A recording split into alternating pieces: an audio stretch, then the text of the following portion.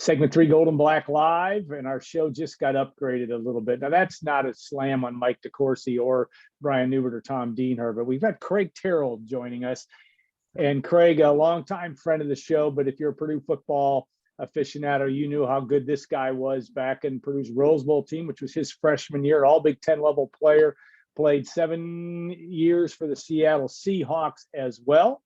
And he's joining us from the metropolis of Lebanon, Indiana. Craig, welcome to the show.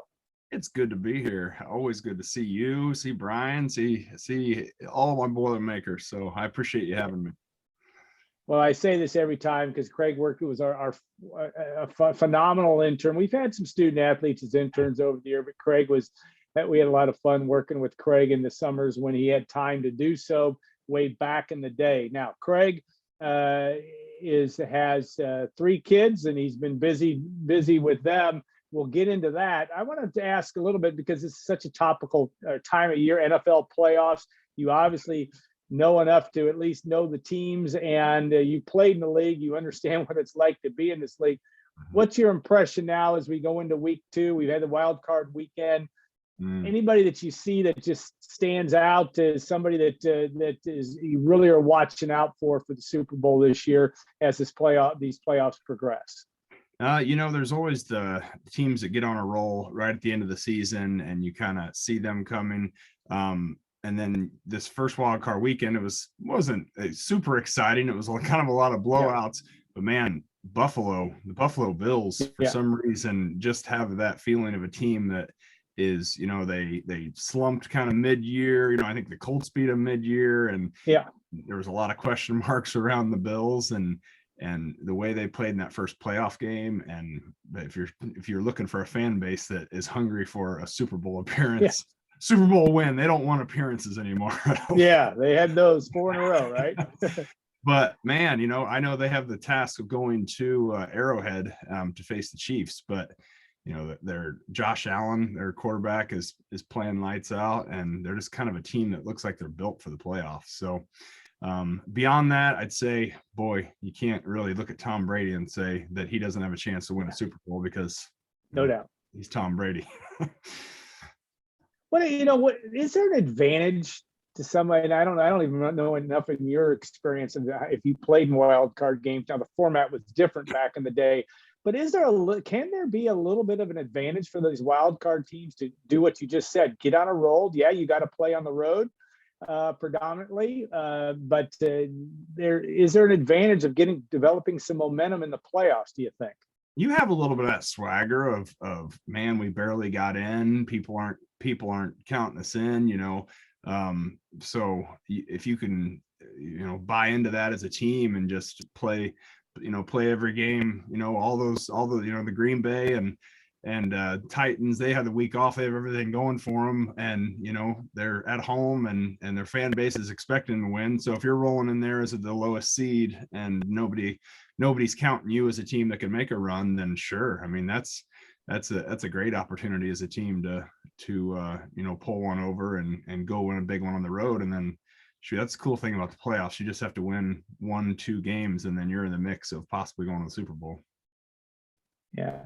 Now, in the takes one to know one department, and of course, you played more defensive tackle at your time at Purdue, but George Karlaftis and the Boilermakers had a very good season last year, 9 wins. The last time that happened was your senior year in 2003.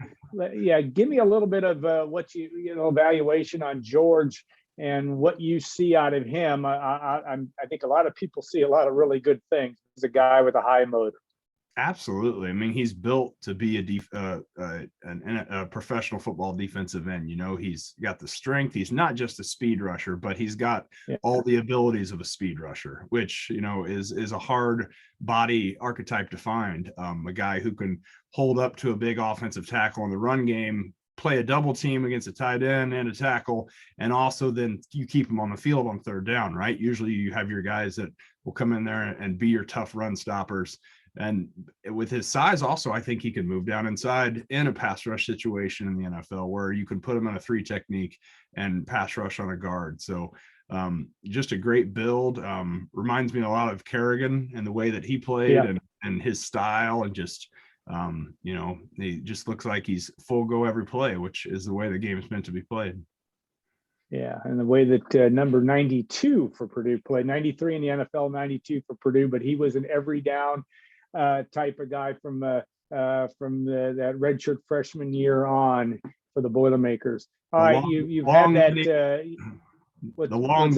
The long lineage of hustle guys that coming out of Purdue. Yeah, and I'm proud to be a part of that. Yeah, you want to be that way. And you talk about the guys and the way Purdue played in the bowl game. Yes, it gave up 45 points, but they had to do some things defensively, and some guys had to make hustle plays. I'm thinking of several guys that had that opportunity to do that. Talk about that mindset of the next man up. I mean, you have, you weren't necessarily came in as a high 4-star. You were a guy that came in and had to develop, and that was a part of your factor. But talk about that mindset, and as also that ability to play for a coach like Mark Hagan and a defensive line and a defense that plays aggressively. All of that for the most part, really told the story of the 2021 Purdue football season in terms of improvement on that defense. Yeah, that was almost my exact situation. Our Rose Bowl year, I didn't come into that year slated as the starter. We had some injury situations on the defensive line, and I was the next guy, literally. So, I think I was young enough to not know any better. Just go out and play. You don't know you don't know what you don't know. So just go out and play like it's like you've been doing since you were a little kid. And that's how I approached it that year. Just I want to do my part. I want to take my chance to make a play. I had a great coach in Mark Hagan. I couldn't be more excited to see him back with the Boilermakers. I could see the defense this year, especially the defensive line play, had his attitude written all over it. So what I saw that he brought to us back in 2000 is showing up again with the Purdue team. But bowl game are exceptional situations where you just get to see guys that you didn't see throughout the year. And this we played against the scary SEC, and I think nobody really gave us a chance of winning that game in Nashville against a hometown crowd.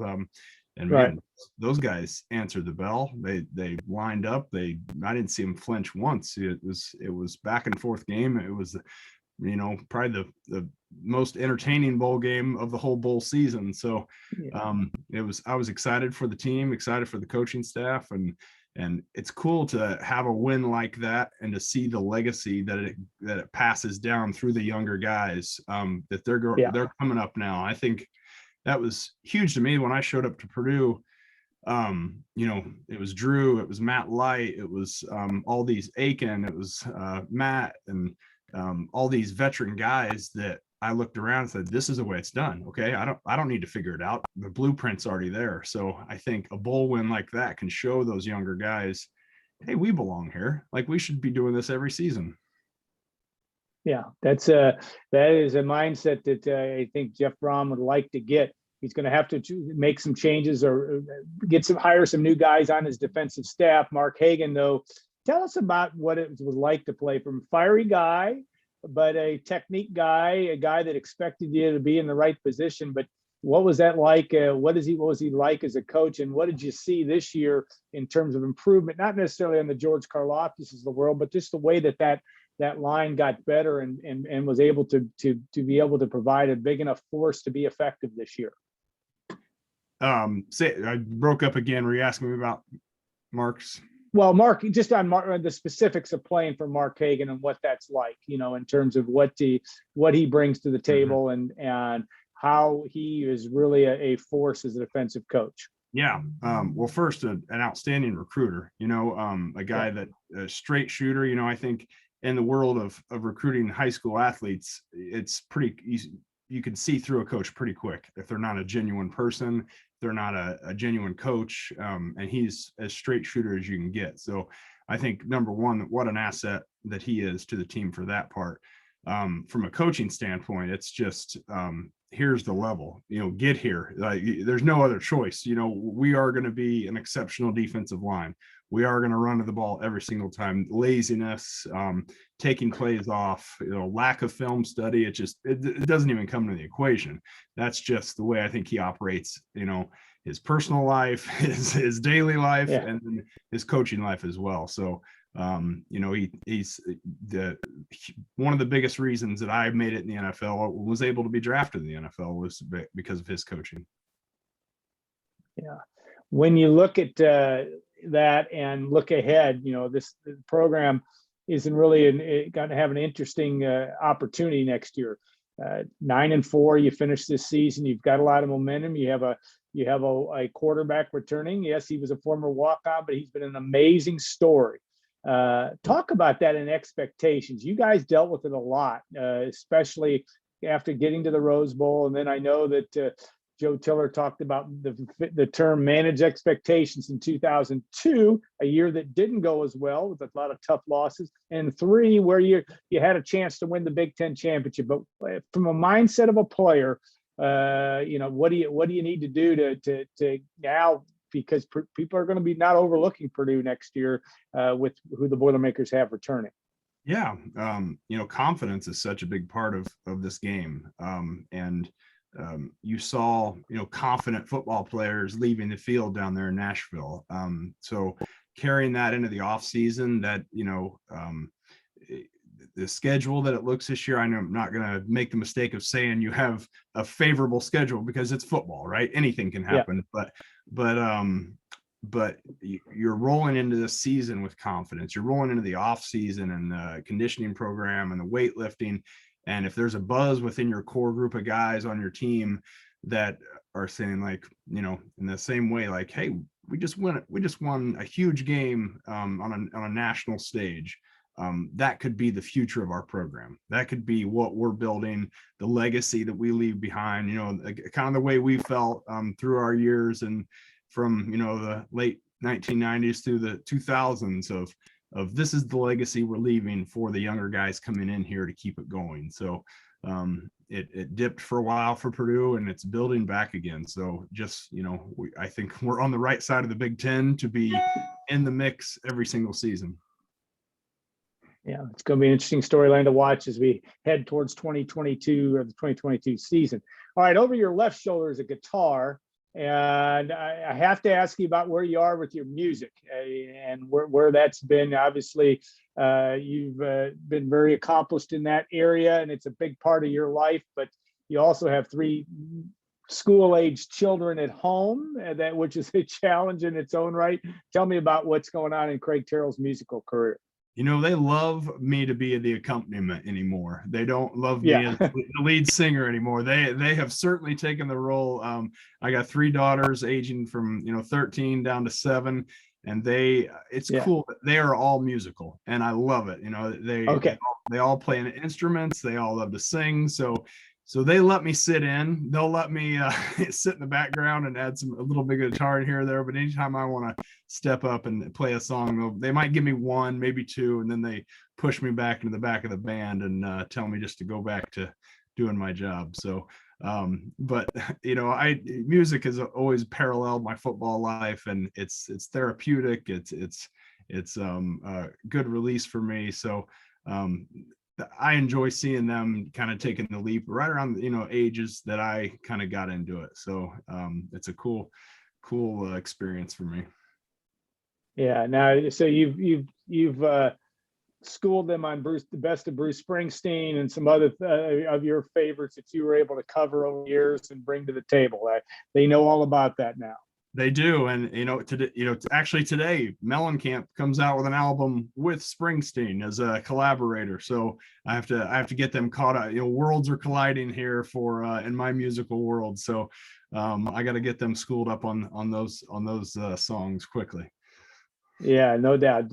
And that always been a part of your life that we've enjoyed watching, certainly from the musical side, and what you can bring kids. Yeah, that was, speaking of Mellencamp, and I'm not going to leave him, but a tough loss, as all Purdue fans had to deal with last night, the loss to Indiana.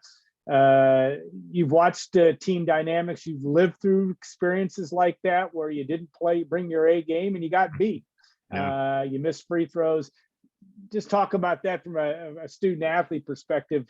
What do you see from this team, and what does, outside of making free throws, what does this team need to continue to do to be that elite team it needs to be? Man, it stinks. I've gone down to Bloomington in situation. We lost down there in the monsoon. I don't know, remember what year? Yeah, 2001. 2001. Just it's a punch in the gut, and you just like most games like that, you just find you want to give the other team credit, but you just look at all the spots where you could have put it away, right? And free throws, a few shots here and there. It's disappointing, and all you can do is try to learn from it. I do look at it this way, and this is, you never want to get beat in any situation, but if teams are rushing the field after they beat you, it says something about the state of your program. You're in the right direction. Despite how much the loss hurts, there's a reason that teams are so celebratory if they beat you, because they are a team, come March, I'm betting on them. I mean, they look amazing in so many spots where they've excelled as a basketball team. And it's one game, they've had a few hiccups, but those are learning experiences that you take on into the Big Ten tournament, and hopefully for a long run in March. Yeah, 2 out of 3 the Purdue's losses to date. Yes, at Rutgers and at Indiana, that the fans rushed the court. It's an interesting perspective, but I think it's a true one. You'll get a chance to be in Mackey, but watching as a fan, you'd like to be Jaden Ivey's agent, I assume, in terms of what he brings to the table. Yeah, just an explosive basketball player. You feel good anytime the ball's in his hands. And right at the end of the game last night, I was like, all right, we're good. He's got it. And it's, it was a players make big plays at big moments, and the momentum was on the Hoosier side. And that doesn't feel good or sound good to say, but well, we're gonna help you work through that. That will take. That's still taking time for Purdue fans on this Friday afternoon. That's for sure. Craig, we appreciate your time so much. Always insightful. We like to get you on the show because you've always got something interesting to offer. Good luck with the family. Your hands are you got a full plate from that perspective. But we'll also be watching and looking forward to the NFL playoffs, and that is always an interesting time as well. So have a great rest of your Friday and your weekend, and we'll look forward to seeing you before long. I love you guys, and appreciate all you do for the Boilermaker Nation, and Boilermaker sports are in a good spot right now. We're trending in the right direction. Basketball, football, it's an exciting time to be a Boiler. So Boiler up. Yeah. Hey, thanks, Craig. I want to thank our sponsors also, and that's XXX, on the hill, but on the level of Purdue tradition since 1925. I'm going to guess Craig Terrill has been in XXX a time or 3 in his life, maybe right before church. Who knows when he was in there. But Hilton Garden Inn, when tomorrow's a big day, stay at HCI tonight. And of course, State Farm agent Trent Johnson at trentismyagent.com. Thanks also to Gordon Jackson and the folks at WLFI for making this happen.